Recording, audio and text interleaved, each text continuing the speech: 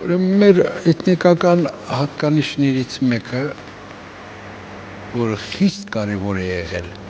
էթնոսի կայացման, հատկապես սկզբնափուլում եւ հետագայում,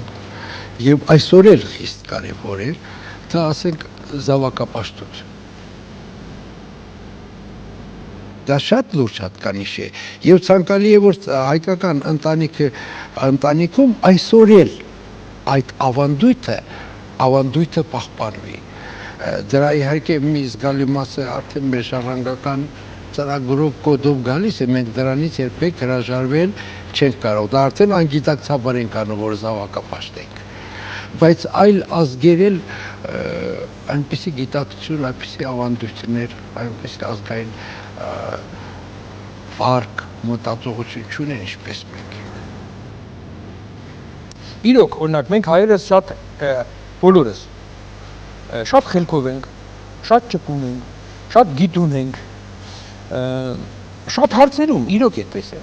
Դա ոչ թե կատակով եմ ասում, այլ իրոք այդպես է։ Բայց երբ անհրաժեշտ են լինում այդ հատկությունների դրսևորումը, մենք մեծ հաջողություններ ենք հասնում, օրինակ սպորտի անհատական տեսակները, առանձին գիտնականներ, առանձին արվեստաբաններ, արվեստագետներ։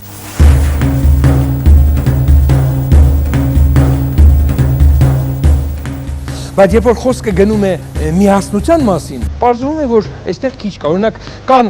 հայտնի հայ գիտնականներ, բայց հայկական գիտական դպրոցներ անհամեմատ քիչ են, կարծեք գիտնականների անուններ։ Այսինքն այդ անհատականությունը ոնց որ խանգարում է, որ մարդիկ միանան իրար։ Իրոք անհատականությունները ինչ որ առումով իրենց հատկություններով չեն ներում, որպեսզի ներխուժեն իրենց մեջ։ Եվ այսպես ասած հակազդվում են։ Դա եւ դրական է, եւ բացասական հաստատեն։ Բայց կստեղծվի էքստրեմալ պայման, դաժան պայման կստեղծվի, ազգի համար օրհասական պայման կստեղծվի եւ ազգը միաձուլ կդառնա, կմբոստանա, կբուրունցքվի։ Այդ հատկանիշը կարծես թե ժառանգական հատկանիշ է, որովհետեւ այն ինչ որ մարդը հայը էթնոգիր է, ավելի շատ նստած է, այդ էթնոսի էությունը նստած է ավելի խոր շերտում։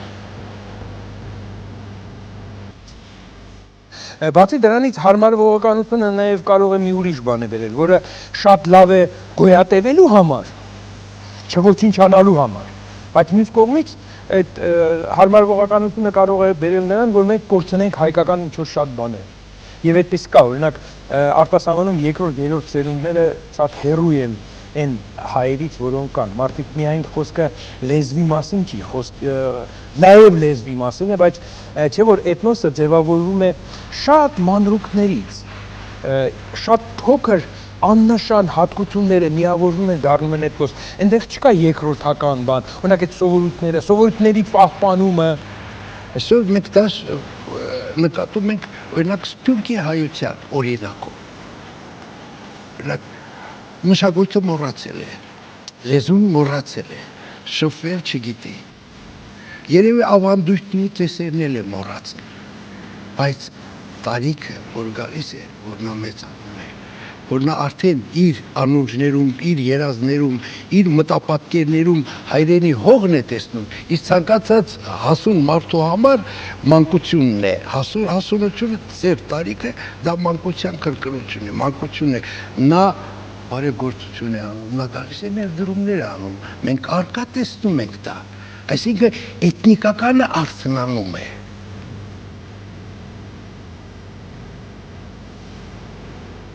Ես մի օրինակ կարող եմ բերել, այդ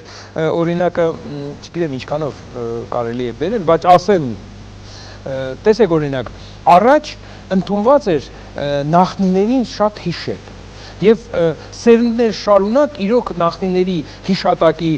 վերաբերյալ մեծ ուշադրություն կար, այսինքն թորները, ծորների երեխաները գիտեին, որ իրենց պապը, տատը, մեծ տատը այստեղ են, այս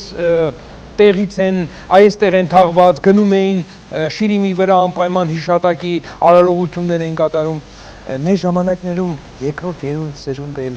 Չկա, այսինքն քաղաքակրթական, այսպես ասած, շարժումը իր բացասական բաներն է մտցնում նաև։ Իհարկե, քաղաքակրթությունը շատ դրական երևույթներ ունի, բայց նաև բացասական։ Իզուր չի, որ զարգացած երկրների հոգեբանական շատ բացասական խնդիրներից մեկը միայնակության խնդիրն է։ Պարզապես ցանկացած հեղափոխություն, ցանկացած վերափոխումներ ունենում են բնականոն նեգատիվ երևույթներ։ Այսինքն հեղափոխությունը իր ընթացքով անպայման պետք է ծնի եւ նեգատիվ երևույթներ եւ այլափոխումներ եւ վարքի եւ բնավորության եւ բարքերի եւ պետք է ծնի նորը։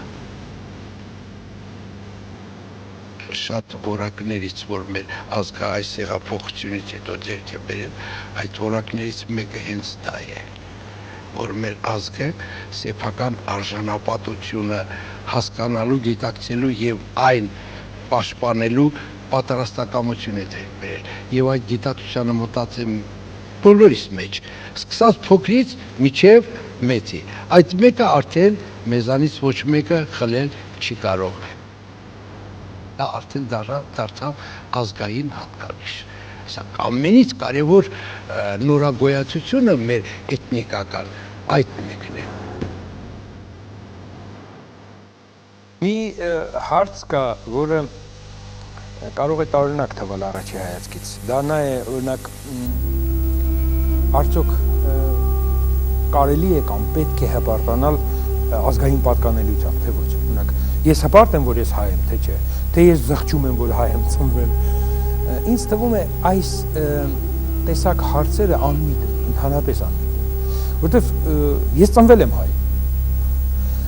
Ինչ իմաստ ունի մտածել նրա մասին, ես լավ եմ ծնվել, թե վատ եմ ծնվել։ Այստեղ ուղղվածությունն է ինձ թվում է ուրիշ, ուղղվածությունը ուրիշ պետք է լինի։ Որն է դա։ Ես հայ եմ եւ պետք է աշխատեմ արժանի հայ լինել։ Արժանի եւ իմ ազգի համար եւ ընդհանրապես մարդկանց համար։ Ես պետք է այնպես կարողանամ ապրել, որ ամոթ չլինի, որ ես հայ եմ։ Միակ կերտողը ազգի նկարագիրը եւ պահպանողը էթնիկական հատկանիշները եղել եւ մնում է ընտանիքը եւ կրթական համակարգը։ Եթե մենք կարողանանք